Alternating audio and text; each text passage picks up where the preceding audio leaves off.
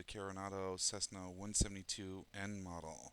Hope you enjoy the video, and if you have any questions, feel free to drop me a line on my thread. Okay, so since most flights start off with the pilot in the cockpit with the engine either running or static as mine is, depending upon your settings, I thought I'd start off this review in the actual cockpit since this is the first thing that people notice anyway.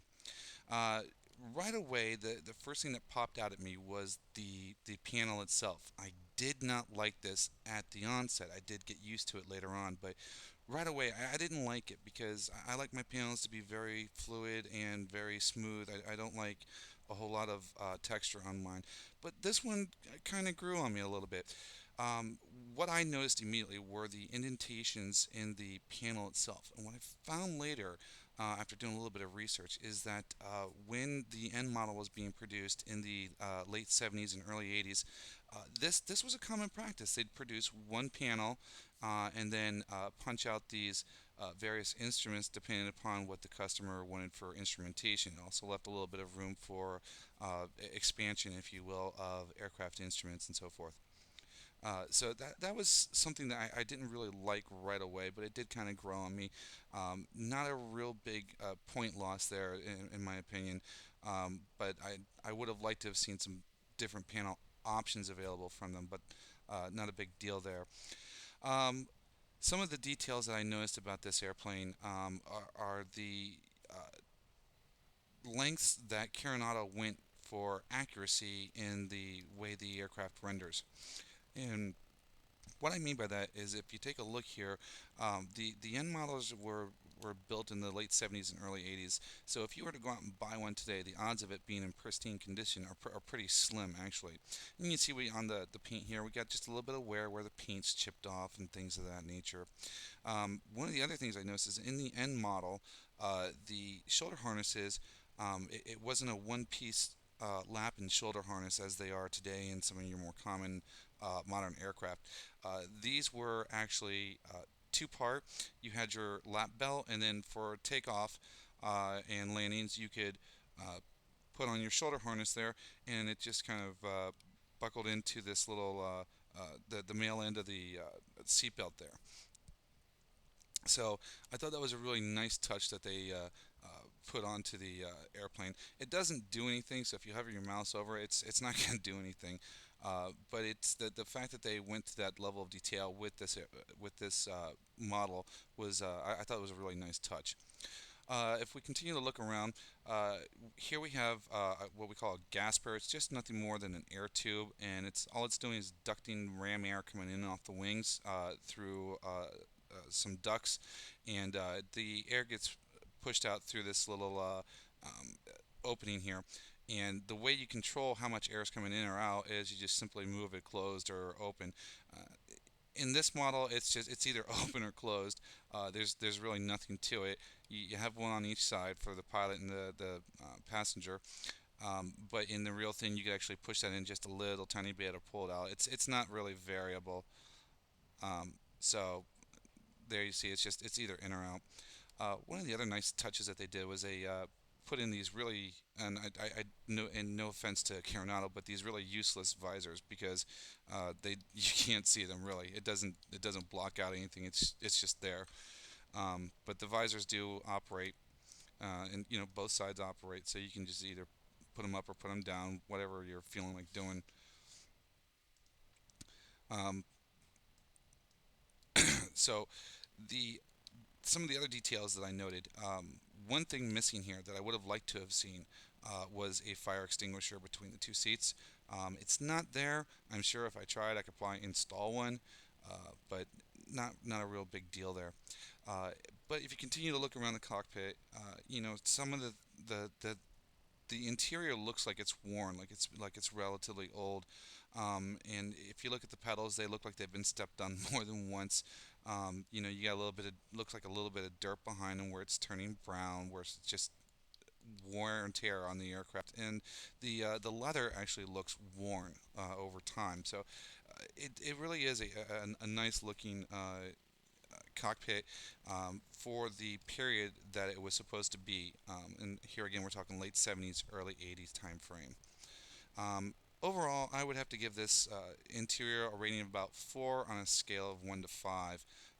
Wasn't real thrilled with the panel, but here again, Carenado went to great lengths to make sure that the cabin matched what you would see in a real airplane if you had bought one from somebody and it was an N model. So they did a really pretty good job with this.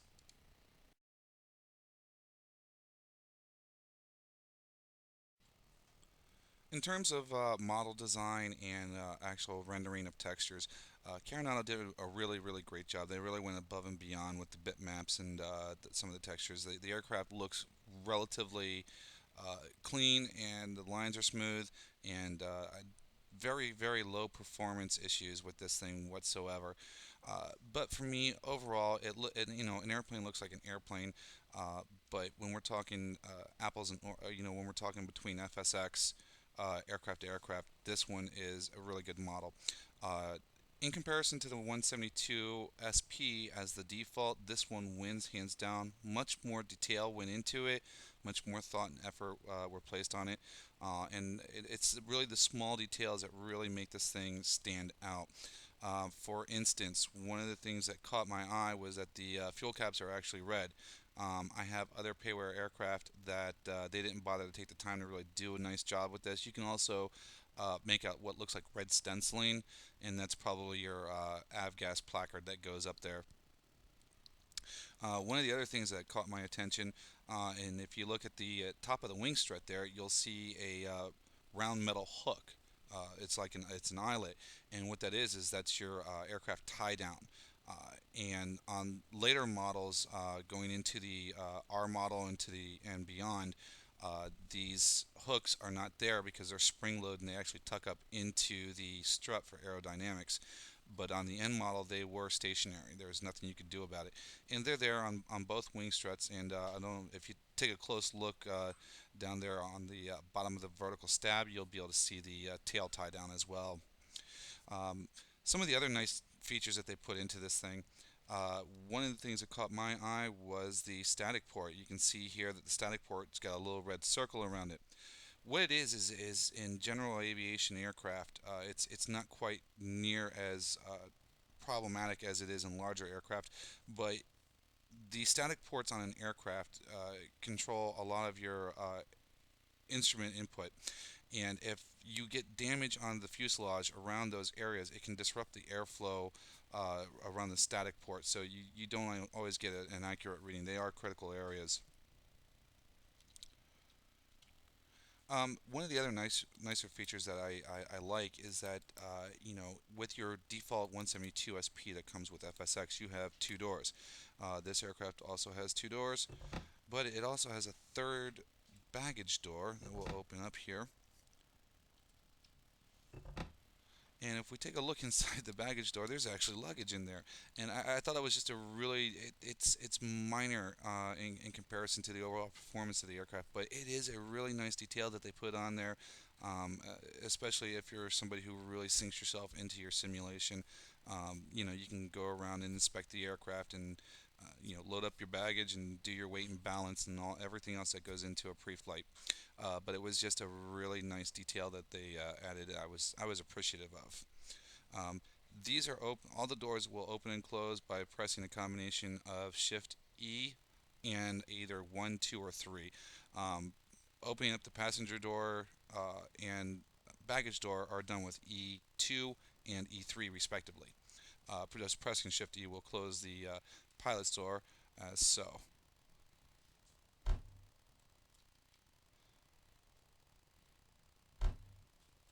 And we'll just go ahead and close up that second door there.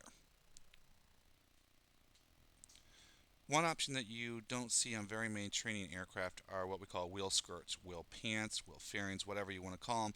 They're just basically coverings on the wheels, and all they really do is give you an extra few knots of speed through the air because they're reducing the amount of resistance that the air or the amount of drag that the aircraft is producing. So it does give you a few extra miles an hour. Uh, Not much, just very minor. Um, the aircraft, this particular paint job does not come with an option to remove the wheel skirts. Um, But the other three paint schemes that we'll take a look at here in just a second, they do come with an option. They come with wheel skirts either on or off. Um, in this one here, I'm sure that if you were ambitious enough and you wanted to create a second model of this aircraft and remove the wheel skirts, it's very easily doable through the CFG file within the folder for the aircraft. And we'll just take a brief moment here and have a look at some of those other paint schemes with and without the wheel skirts. There are three of them in addition to this one, and they are blue, orange, and red. Now, I should note that I mentioned previously that the aircraft does come with a second interior. We have a photo of that here. It is a brown interior, but that only comes with the orange paint scheme. Uh, the aircraft itself, in terms of paint schemes, are completely customizable, but we'll get into that in a little bit.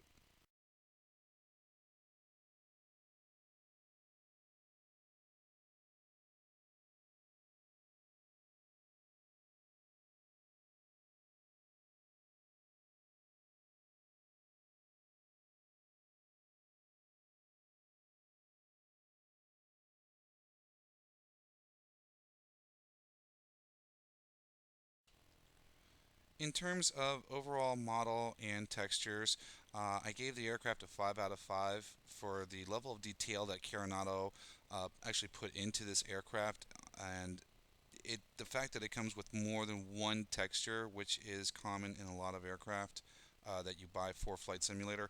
I kind of like that detail and the fact that I can fly more than one paint scheme. So overall, model and textures, 5 out of 5. Now, for me personally, you may be different, but for me personally, one of the big key issues that's going to weigh into my judgment of realism on an aircraft is going to be actual flight control deflection. Now, when I've got two windows up here, and I want to kind of demonstrate to you that the deflection on this aircraft is not going to be 1 for 1. It's not even close. It's almost closer to 6 to 1. Uh, and I don't know if that was intentional on Carenado's part. I'm sure that you can alter that a little bit if you create some null zones, but for me personally, I fly with my simulator with my sensitivity at maximum and my null zones at 0. That means that when I turn my wheel to the left or to the right, I'm expecting to get a 1 for 1 input, and that's not the case in this one.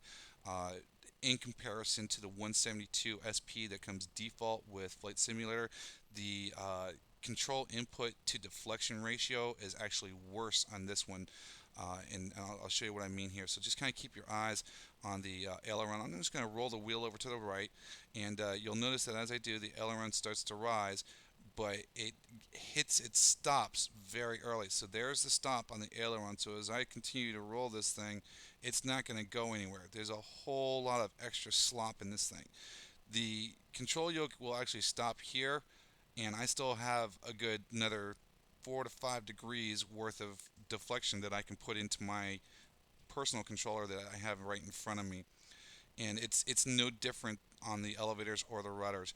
If you pull back, the flight control deflection actually hits its stop before the wheel is at its maximum travel, so I can continue to pull the wheel back, and I'm not getting anything off of the elevator. So in terms of deflection with flight controls, Carenado lost a lot of points with me on this one. I actually gave the flight control deflections and realism on the flight controls 2 out of 5. It is a major sticking point with me, but you may not be quite as sticky. You also may not be flying with controls that are anywhere near as sensitive or as advanced as mine. So this was something that was a big disappointment for me. I will say that I do notice with a lot of Carenado aircraft, I'm not getting that 1 for 1 input out of the flight controls. They do work very well. It's just if you're accustomed to having a 1 for 1 throw uh, on your aircraft, this is going to take some getting used to because all you do is put just a little tiny bit of deflection into your control wheel and away you go. If you're trying to practice for your pilot's license and you're trying to practice your maneuvers and you're dialing in, you're going to either snap roll the aircraft or you're not going to be turning it enough, which creates problems for you later on when you actually take what you've been practicing in the sim and try to take it out there in the real world. The other point that I'll make is that they are extremely touchy. Um, the the 172N was actually it is a very stable aircraft, and one other point that I will make with these flight controls is that uh, they're they're not as uh, realistic as I would like.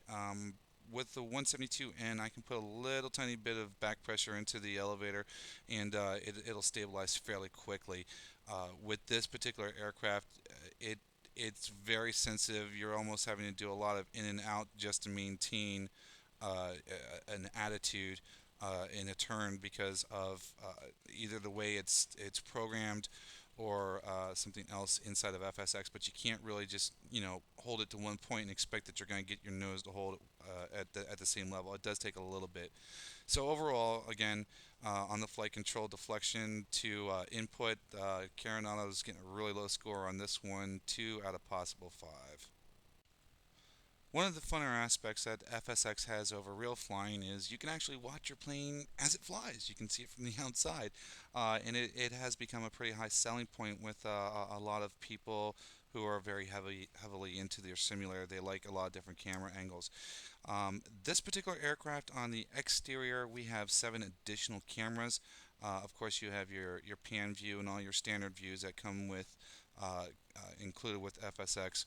But Carenado took it a step beyond and they added in some aircraft views. And this particular aircraft has 7 of them. And we're just going to cycle through those very quickly. Um, One thing I will note about these cameras is that they are stationary. Now, they may be stationary, but you can still zoom out and you can still zoom in on them. You can also adjust the pan left and right, but the point, its originating point never changes. It's not like a chase camera or anything. This was an interesting one that I'd never seen before. This is actually supposedly from the vertical stab, on top of the vertical stab. Um, this is what I like to call this one the hero cam, and this is actually a pretty cool camera angle. We'll get some more shots of this while it's in motion once we get onto our flight dynamics. But just kind of want to, cycle through these a little bit and give you a good feel for what's going on with the camera angles in on this aircraft from the outside, anyway.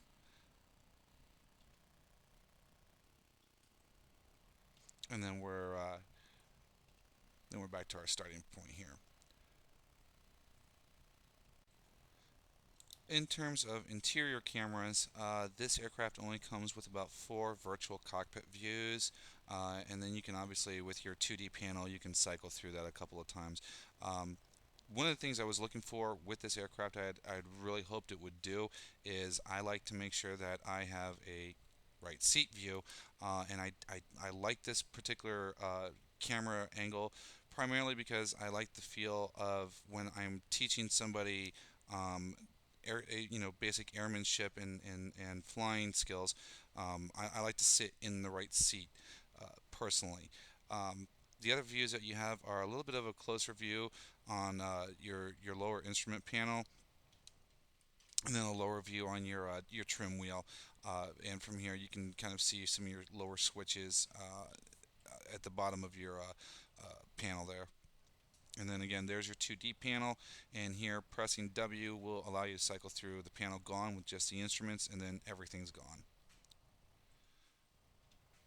So overall, the exterior and interior views, the camera angles, it gets a 4 out of 5. Would have gotten a little bit higher score if it had a few more interior camera angles, such as a back seat.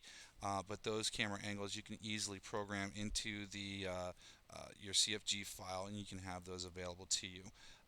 But with the defaults that it comes with, it's going to get a it's going to get a 4 out of 5 rather. Excuse me. Avionics packages can be among some of the top driving reasons why an aircraft does or does not sell. When you download this one and you take a look at the radio stack, you notice it's dumbed down quite a bit. And the reason for that is because it was never flashy, it was never uh, very technologically advanced. It's an older aircraft, and Carenado took that idea that this is going to be an older aircraft. It's not going to have the Bendix Kings or any of the more common modern radio stacks that you're going to see in today's modern aircraft. And they installed a much older version of the radios. One of the things that I noticed right away about this, there is no standby frequency, which kind of drove me nuts for a little bit because I'm very much accustomed to programming in a standby, hitting a swap, and then I've got my second frequency ready to go right there on the spot. This aircraft does not have that capability, so what you really have to do is you have to alternate between nav 1 and nav 2, uh, or COM 1 and COM 2, and nav 1 and nav 2, in order to utilize those frequencies. Now, obviously your navigation frequencies, the only thing you're going to get is a beep, beep, beep if there's anything out there. So these switches, the only thing that they do is toggle the COM 1 and COM 2 on and off. That is it. They do work. However, I'm going to note that if you're flying with a SATEC radio panel and you're trying to program a standby frequency, it's not going to happen. It only tunes one way, so there is no standby here. The ADF, this aircraft does have an ADF, and we'll get into the instruments in just a few minutes. Below your nav2, you have your DME, or your NDB receiver, and it does get up to 4 digits. The actual two there will turn into a 10 or a 11, so whichever. One thing of particular interest, if you are a multiplayer flyer, I want to bring this up now so that you're aware of it. The rotary switch on the transponder does work. I was quite shocked. If you are flying in your multiplayer environment for whatever community or online a group of people that you're with, if you have the transponder rotary dial in standby, it will not transmit your altitude to the ATC. You actually have to have it in altitude encoding. You will, in fact, see that red light blinking, and it will send your altitude. This is a mode S. This is not mode C. Mode C will uh, give a little bit more information. It'll also feed more information back to you. But this one does. The only thing it will display is your tail number and altitude. Okay, so now that we're all done with the radio stack, let's move on to instrumentation. Here again, the folks over at Carenado, they wanted to give an honest representation of what a 172N looked like. So in those respects, they did a really good job. You've got the older style VOR 1 and 2. They are the exact same instrument. They're just picking up on a separate frequency. And then below that, you have your ADF instrument, which is your automatic direction finder, which feeds signals coming from your NDB receiver. In terms of flight instruments, here nothing fancy, just your basic critical six: airspeed, attitude, altimeter, your turn coordinator, your heading indicator, and your VSI. All of these are the older style gauges that you would find in a 172. Completely functional, they read the same, they operate the same, but they are the older styles for the instruments themselves. The last one that kind of picked my brain, picked up on, was the location of the tachometer. Now, most tachometers in some of your later model aircraft are on the right side, right next to your ADF instrument. In this case, it is on the left. Now, one thing I do want to point out, and it's one of the features that I really like about Carenado, is if you'll notice the tachometer hours right now are showing 2.2, and those are in real time.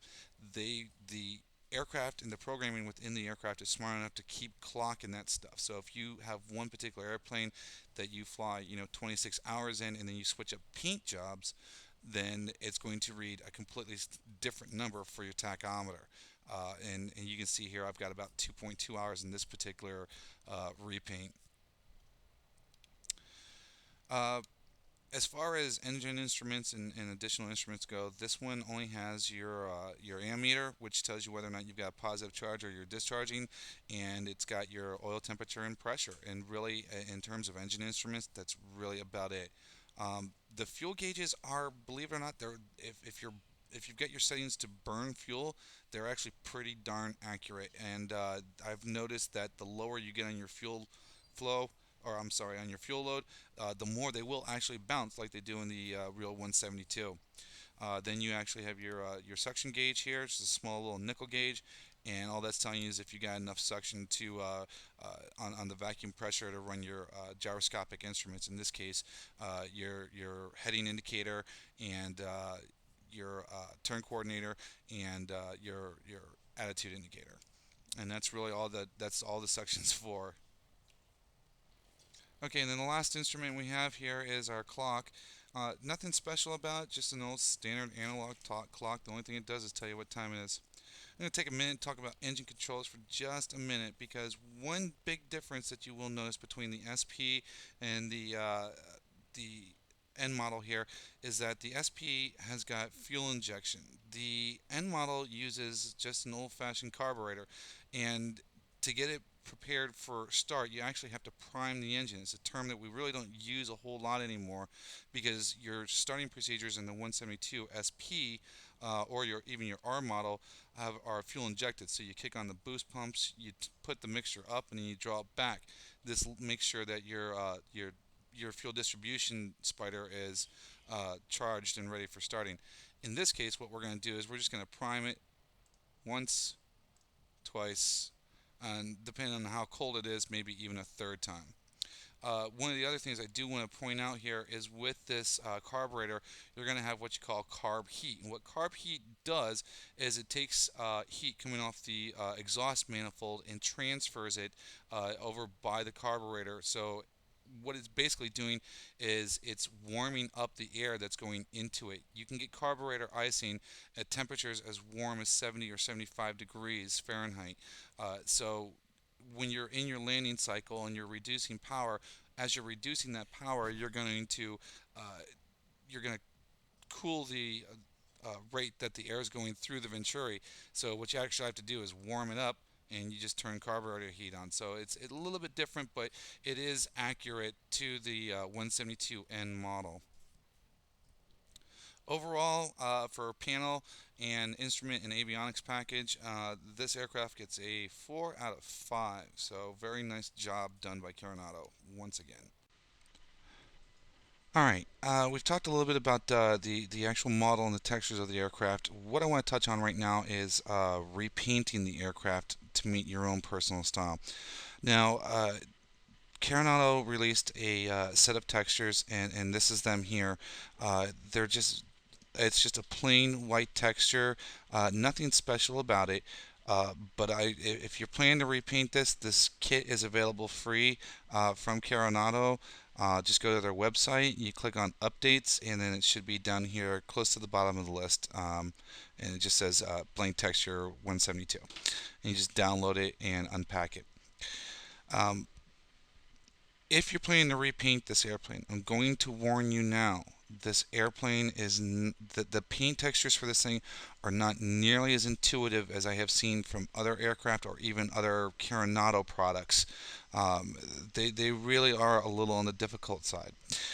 The reason that they are difficult is because Carenado, I do not know what happened. Either they cut a corner or it's just the way it wound up, but they only created textures for one side of the aircraft, and that is this primary texture here. So what happens is everything that you paint on this side, when you render the aircraft and you swing around to the right hand side, it gets mirrored from whatever is on the left hand side.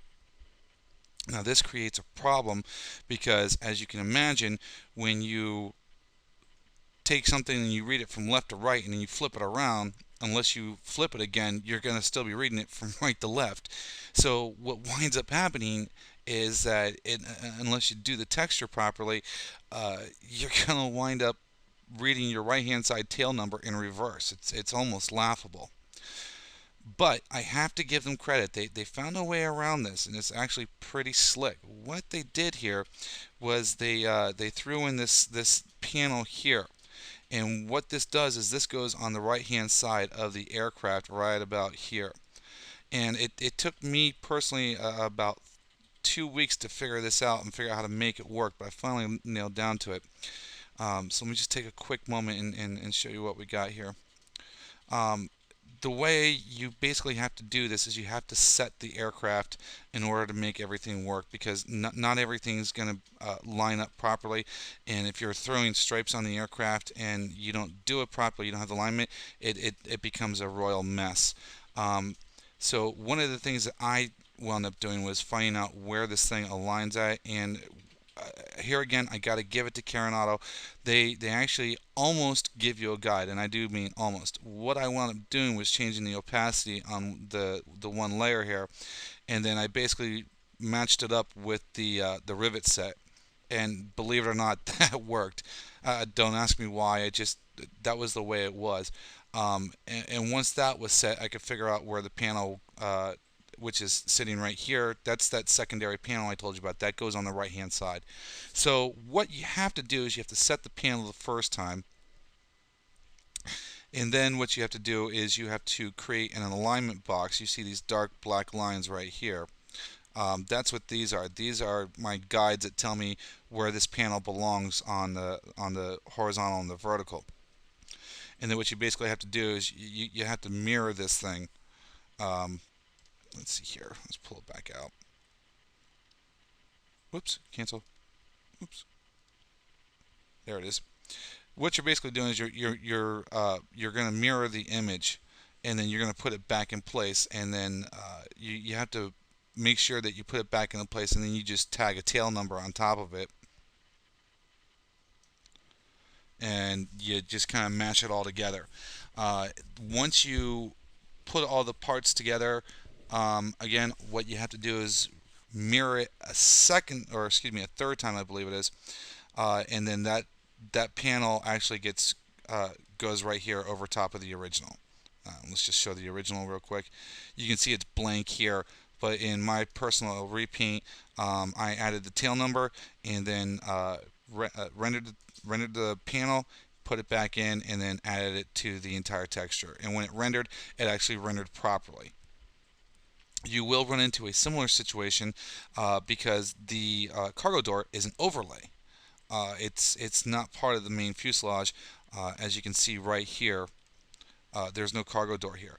But the nice thing about this is that the cargo door itself, you can see that you have this little line here that coincides with this line here. So if you can marry those two up, then you got a pretty good feel for where the alignment belongs at. Um, Overall, it's the textures in the files and the paint combined with the paint kit that you get from Carenado make the aircraft completely 100% customizable if you've got the patience and the tolerance to handle some of the minute details of this thing that make it what it is. But here again, the paint kit itself is just these base plain white textures. Everything else I did with my aircraft, I did by going into the files, extracting them, digging them out, and then adjusting them, and then putting them back in as I saw fit. Again, just not a very intuitive paint kit. It really gave me quite a bit of headache, and so for the ability to completely customize the aircraft, it gained a few points, but it lost 2 additional points. In terms of how intuitive the paint kit was. So for repainting, it's going to get a 3 out of 5. Alright, I've adjusted the textures to more of a dusk style texture because I want to cover lights very quickly just before we go here. And one of the things that I wanted to note to you are some of the variations that you'll notice between the later model Cessnas and the earlier model Cessnas. The 172N, believe it or not, did not have strobe lights, and I was stunned when I found that out. I was floored. I'm so used to having those strobe lights, and I'm so used to kicking them on right before takeoff. One of the nice things that I have found with payware aircraft, and it's true with this one, is independent taxi and landing lights. And you will notice that this aircraft does in fact have its own taxi light and its own landing light, so they are independent bulbs. When you put the two on together, you can see that it does get a bit brighter, and we'll just kick one off from the other. The intensity on both of these lights individually is the same, but when you have both of them lit up at the same time, it does get quite a bit brighter. And from a cockpit's perspective, let's just cover that very quickly. From the cockpit perspective, you can see it will light up that taxiway or that runway a little bit better for you than what you're probably accustomed to. But the fact that it does have the independent taxi and landing lights is really a nice feature. All right. In terms of navigation lights, this it does have all three navigation. It has your tail and your two wings. And we'll just swing around those real quickly. They're not super bright, with the exception of the tail position light. That one is extremely bright, but that's more due to my Rex settings than it is the actual settings for the aircraft. And then the beacon light itself, it doesn't really look like the beacon is blinking. You can see where it's turning red. I'm not sure why it blinks more on the fuselage than it does actually at the beacon itself, but that is one of the small little quirks that I have noticed about it. Overall, not too bad on the exteriors. I have a switch on my panel here for strobes. I'm just gonna throw it real quick, and you can see there's nothing there. So if you're looking for strobes and you're trying to figure out why they are not turning on with this particular aircraft, it's because they're not there. So we'll just kick those off very quickly. Let's go back into the cockpit. Now, one of the things I want to talk about here is the panel lighting. A lot of people look for that instrument backlighting on payware aircraft. The 172N did not have that option. What they basically did was they installed a small light that was fixated on the panel. Uh, this one is a little bit of an annoyance to me. As you can see, it is extremely bright, and the darker it gets, the brighter it becomes. It is an eyesore to me personally. Uh, I would have liked to have seen it a little bit more subdued, but I'm not too terribly disappointed. But the intensity of this thing, the plane loses just a few minor points because of that really bright and intense light being in your face for the cabin. Overall lighting, I'd have to give it about a 3.5 out of 5.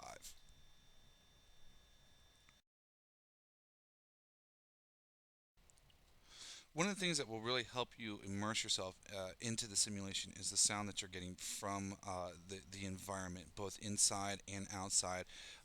How does the engine sound? Does it sound realistic, or does it sound like some synthesized piece of junk, which is actually quite common on a lot of airplanes? However, that being said, Carenado did an outstanding job with their sound package. This has got to be by far one of the best ones I have ever heard. And that seems to be a standard for Carenado in general. The 172 N model sound package that came with this thing, if I could figure out a way to export that to some of my other airplanes, I really would. I'm going to do a couple of things here, and we'll get a couple of things running, and I'll get more into details. So the first thing I'm going to do is kick the batteries on, and I'm just going to stay quiet for here a minute and let you hear the avionics cooling fan spooling up there.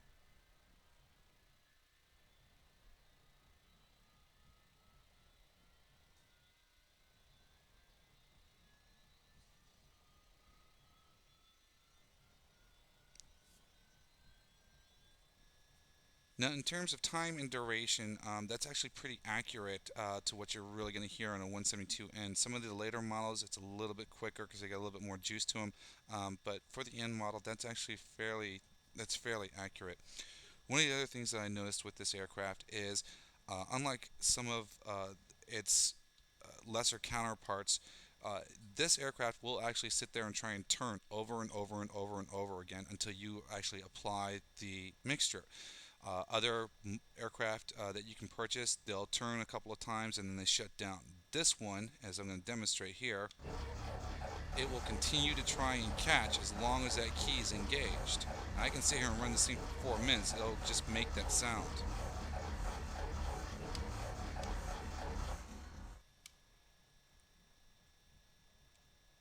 Okay, so what we're going to do now is we're just going to go ahead and kick it up. We'll apply the mixture this time. And one thing I want you to notice is the sound that it produces, because it really is extremely realistic.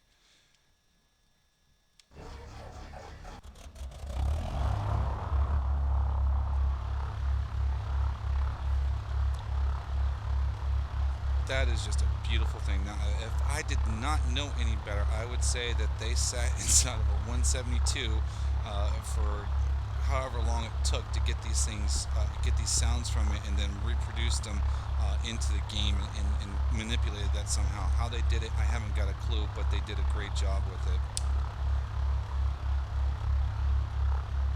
So go ahead, kick on the avionics there. And just as equally as it is impressive on the inside, it really is an impressive sound coming from the outside. It really does sound like you're standing right in front of a GA prop if it's sitting at idle. It's a fantastic job that they did with this thing. Okay, so we're getting ready to start the main portion of our flight here. And just before we go, I want to point out two more things just ever so quickly. The very first one is this aircraft has two special animations that come with it. You can see here the pilot kind of moving his head around. It's just a random thing that they programmed in. Some aircraft, if you step on the left rudder or the right rudder, the pilot will turn his head left or right. Carenado broke away from that, and they basically just wrote in code or something into the program. And all this guy does, he just basically moves his head around, he looks at his instruments, he looks out the window, he looks at his chart or whatever he's looking at, and it goes back, and it just kind of resets and repeats. The other animation that I want to point out here is if you take a look at the right behind the window, that's your ELT antenna. That's just there in case you have a oh boy kind of a day and find yourself floating in the drink. The ELT, or the emergency locator transmitter, will go off and send out a beep beep beep so rescue crews can come out and find you. And if you notice, it's sitting there shaking, and as we fly, some of the more external views you'll see that will actually it'll shake even faster depending on how fast we've got the engine running.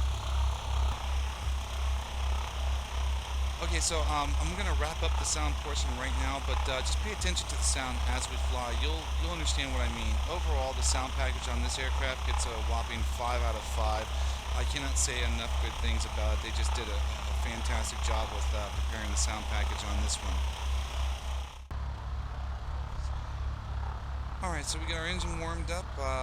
We've covered just about all the basics that we need to go over. So what I'm going to do now is just kick on my beacon and my nav lights, and we're going to release the brakes, and we're going to start our taxi out for takeoff here at St. Pete Airport.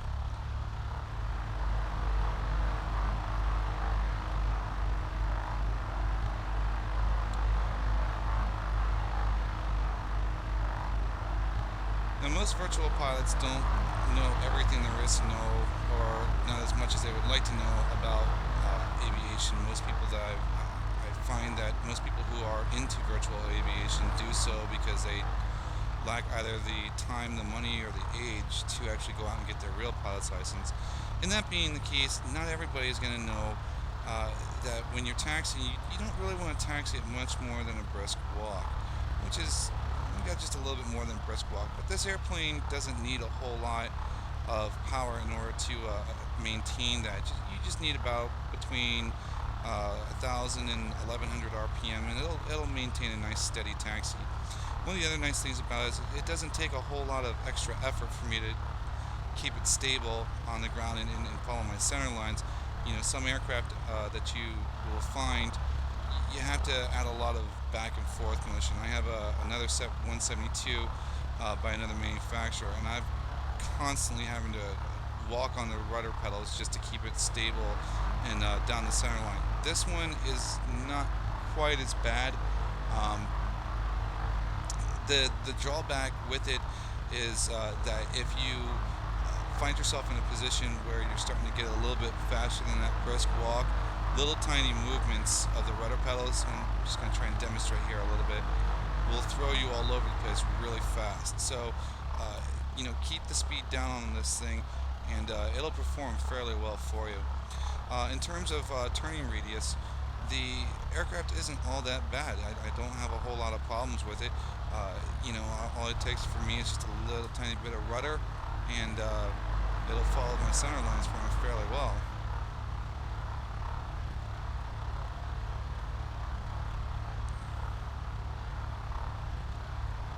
And we're just going to go ahead and continue down to the end of the taxiway, and then we'll get ready to take off. And while I'm on my taxi, I'm just going to go through and make sure that all my instruments are set. Let's go ahead and put that transponder to standby for right now.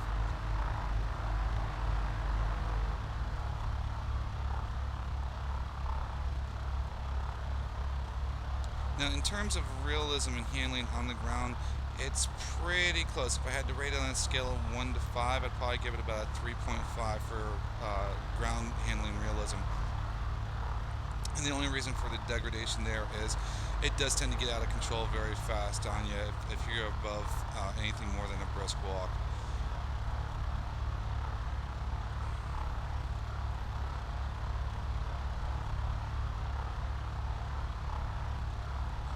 Okay, so I've got all my instruments set, my fuel controls on both, transponder set to standby, and in just a minute we're going to get ready to take off here.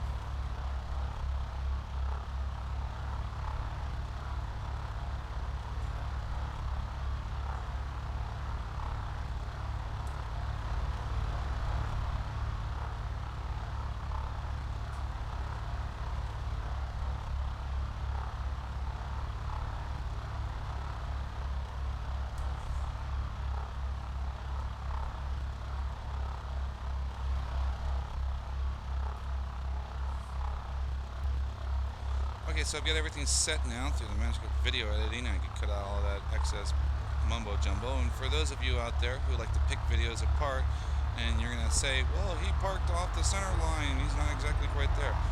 This is actually done intentionally because I like to make sure that I can see the approach end of the runway. And high wing aircraft, the wings provide a little bit of a blockage, so for me it's just an old habit. I got my transponder to altitude encoding, and we're going to take off here. And as we do, just kind of have a listen to the sound of the aircraft, because those engines they can be overwhelming. So if you're planning to shooting video with this thing, just be advised. Now, in terms of realism, FSX does a pretty decent job. This aircraft tends to be a little bit more touchy in terms of P-factor and torque. Especially during takeoff, so you'll notice that as I hit the gas here, I'm going to add some of that right rudder to keep her going down the center line.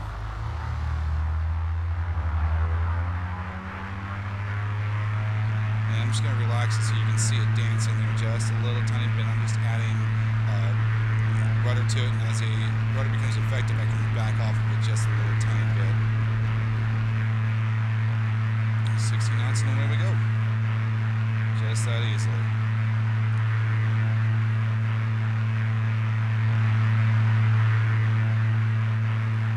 So we'll go ahead and we'll establish our climb right about 78 to 80 knots, give or take.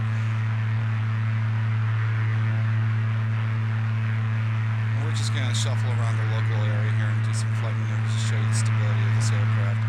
Now, most people who are not pilots do not know. When you have your realism settings turned up high on this thing, you're getting what you call P-factor. And what it is the rotation. It's the P-factor is the excess thrust coming off of the top right quarter of the propeller there, and it's basically trying to push your nose. So when you're in a climb, that's going to be there, and what you want to do is just give it a little bit of right rudder. And my hands are completely off the controls right now. Of course, got time to make a turn here. We'll turn the landing taxi lights off because we're about 500 feet. And then we'll get up to about 2,000 feet here on the climb, and then we'll go ahead and demonstrate some handling characteristics.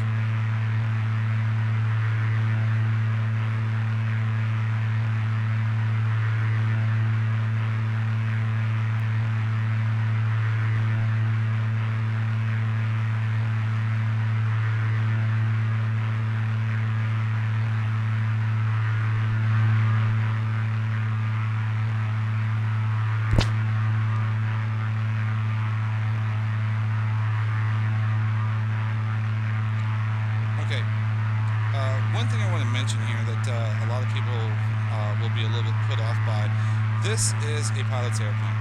This is not a player's airplane. And what I mean by that is that this aircraft does not have an autopilot in it. So this is not one of those planes you can just set an autopilot and steer using your heading bug. You really have to understand the science behind flying and the art of it. You have to understand how to create that equal balance between pitch and power in order to maintain an altitude. So we're about 2,000 feet now. I'm going to go ahead and level the aircraft. And as I level the aircraft, I'm going to keep full power in until she finishes accelerating.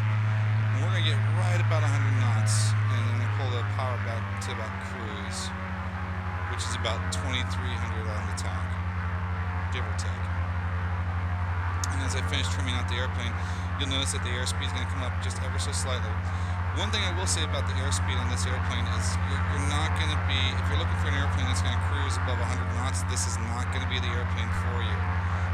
About the only time this airplane ever gets above 100 knots is in a descent with power still applied. At cruise, she typically does anywhere from 90 to 100. In contrast to the default 172 that comes with FSX, it's just ever so slightly slower, but it is a much older model aircraft, so that is to be expected. It's just the way the plane is. Okay, you'll notice that I've got my, I've said it before, my realism settings are turned on about as high as I can possibly get them. So we're going to get out over the water here just a little tiny bit, and we'll do some flight maneuvers and show you how it will respond inside turns and climbs and so forth.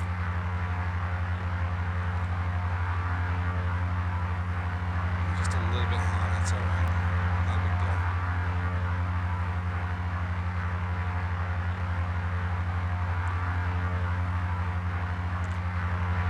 Okay, let's start with some shallow turns. We'll do a 20-degree bank to the right, and you'll notice that as we roll into the turn, the rudder, your inclinometer there in the middle of your turn coordinator, it's actually bouncing around pretty good. So all I got to do is just add a little bit of rudder, and we'll be able to hold a 20-degree turn. And I can pretty much take my hands off the controls at this point. And like the real thing, it's going to hold it for the most part.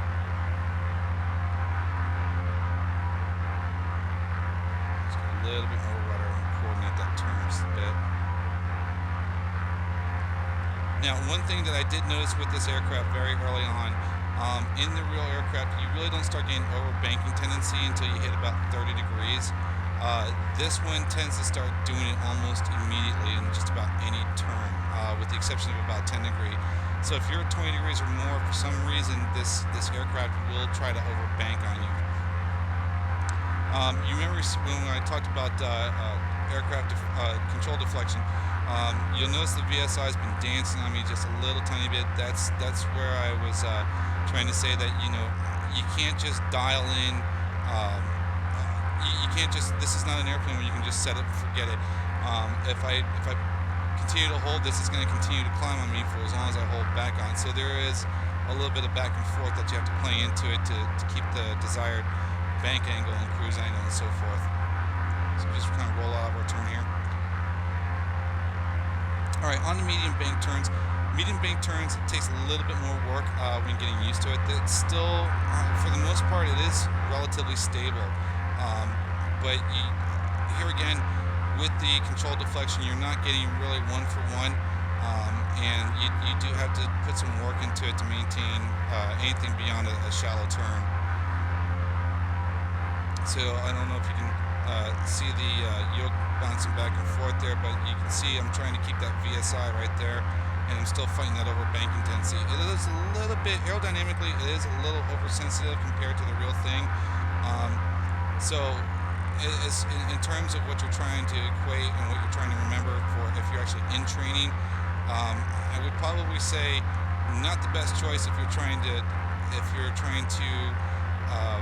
memorize where your yoke is supposed to be. FSX is not good for that. What FSX is good for is procedural work and situational awareness. And in terms of situational awareness and procedure, this airplane is just about spot on. your airspeeds compared to the real thing. I've checked them myself repeatedly. They do come out to be just about 1-for-1 on airspeeds and performance in terms of fuel burn and other types of things. So it is fairly close procedurally, position-wise, when you're talking about where you want your yoke and how to do things. It's a little bit different.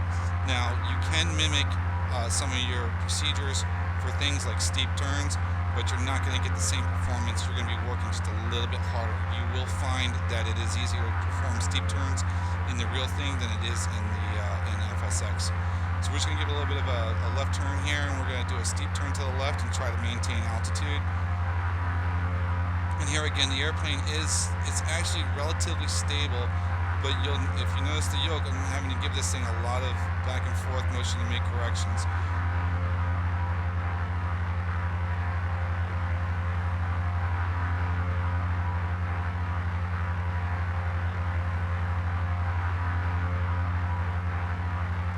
Now in the real thing, I could probably just set my elevator pitch at one point and let it fly, and that would be it. In this one, though, you do have to give it a little bit of work because you don't want to gain or lose too much altitude when you're in these steep turns.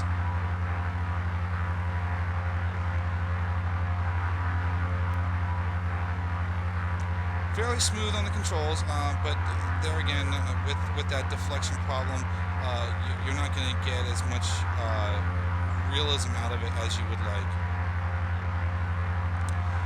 Alright, climbs are, it actually climbs fairly well.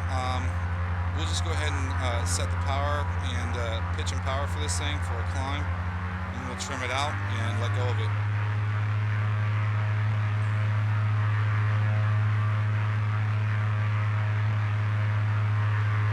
In a climb, in a straight climb, it's extremely stable. It's very easy to work with. I can take my hands off the controls, and that's what I've done now. And it's just going to continue to climb for me. She will get up to about 700 or 800 feet per minute, right about 80 knots, which is typical for the 172N or most later models. It is a good performer. We'll just give it another 100 feet or so. Now, I will say this. Your P factor is going to start playing on you. We'll have to turn over towards the land, but if you look at the ocean, you can almost see how the airplane is trying to turn left. I'm starting to establish a little bit of left bank. That's that P factor. And if I add that right rudder in the climb, that will correct for that.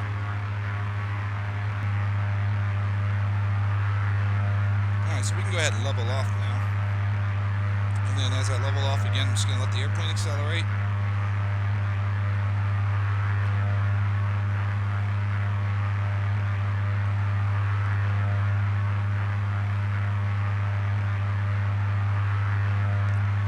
As we approach cruise altitude, I'm just going to pull that power back to 2300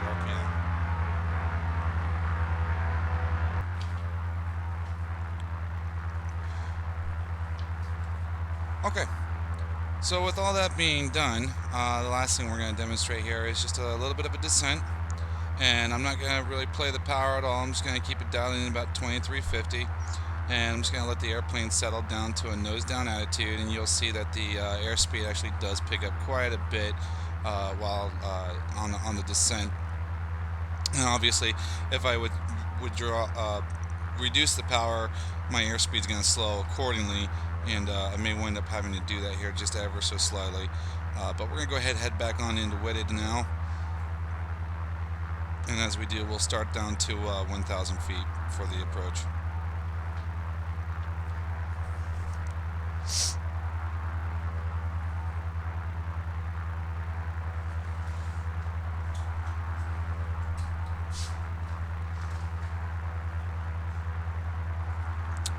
Okay, as we're on our way back down into Whitted, I'm going to take a minute here and talk about the FSX capabilities of sharing an aircraft. This aircraft is 100% shareable, with the caveat, though, that you must ensure that your settings and your paint scheme and everything else match with what the other individual you're flying with. Otherwise, not everything is going to match up one for one on this.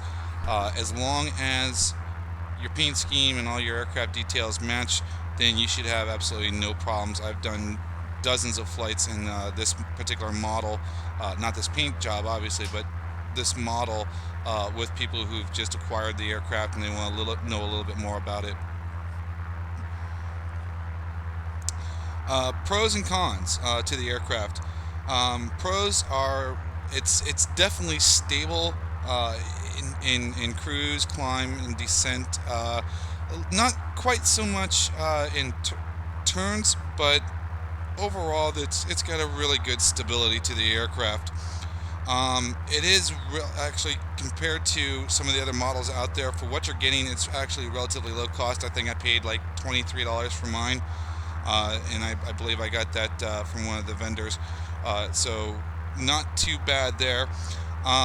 This is procedurally, this is a great practice airplane. If you're taking lessons in a 172N, it is a great practice airplane for procedures.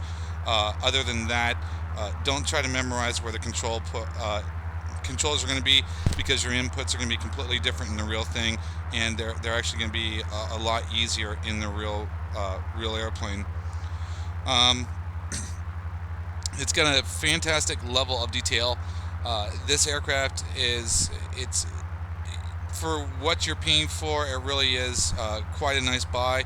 It is one that I would highly recommend to anybody who is studying for their private pilot's license as a good procedural practice aircraft. Cons, it's got that really poor input to deflection ratio inside of the model for your deflection and your control wheel inputs. So that's one of the things I just really do not like about this airplane. It can be a little on the oversensitive side, and it does take a little bit to get used to this airplane. The other con is going to be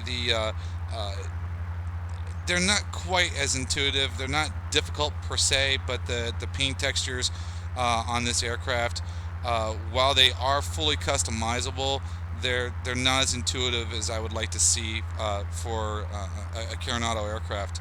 And the last con is it really is a slow airplane. But if you're looking for just a cruise airplane to practice in, this is probably going to be the one for you.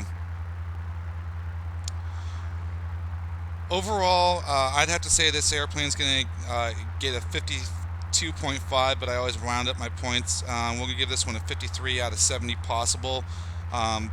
It's got minor issues, with the exception of with the control inputs, which are they're just way out of whack. I would like to have seen a better job done by Carenado on the control inputs, but in the grand scheme of things, that really is minor compared to what we want to see for a payware aircraft.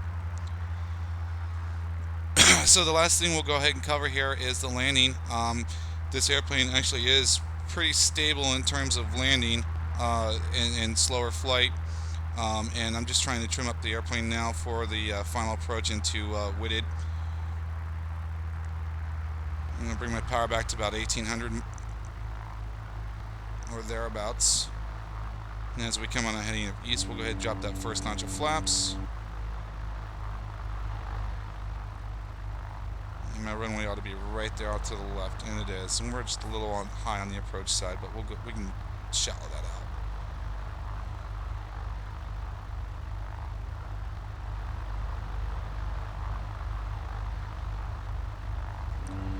While I'm deploying flaps, one thing I will note is that when you start dropping flaps for approach on this airplane, you almost have to immediately compensate. It is extremely oversensitive when it comes to the flap deployment, and it tends to rise a little bit more than the real thing would. Something I would have liked to have seen a little bit more improvement on. But here again, this is one of those small details. Once you become accustomed to it, it's a very easy airplane to fly. It's a lot of fun. We're on final approach for Whitted now.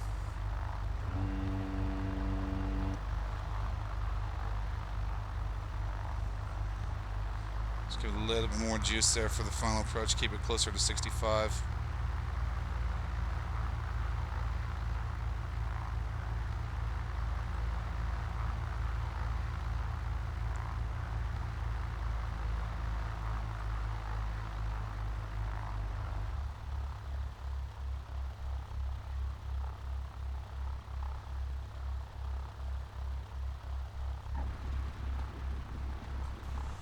Okay, so just a little left of center there, no big deal.